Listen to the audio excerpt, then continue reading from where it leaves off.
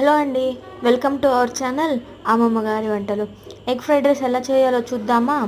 ముందుగా ఒక ప్యాన్లోకి 2 table spoons oil తీసుకొని, నాకైతే తాలింపు వేసుకోవటం ఇష్టం, అందుకని తాలింపు గింజలు వేస్తున్నా ఇక్కడ. కొంచెం తాలింపు గింజలు ఎర్రగా వేగాక 2 పచ్చిమిరకాయలు సన్నగా కోసుకొని వేసుకోవాలి. ఒక ఉల్లిపాయ వేసుకొని బాగా వేయించి పక్కకు పెట్టేద్దాం. ఇప్పుడు 2 గుడ్లు పక్కలు కొట్టుకొని సపరేట్గా వేయించుకోవాలి. కొంచెం పసుపు వేసి వేయించుకోవాలి.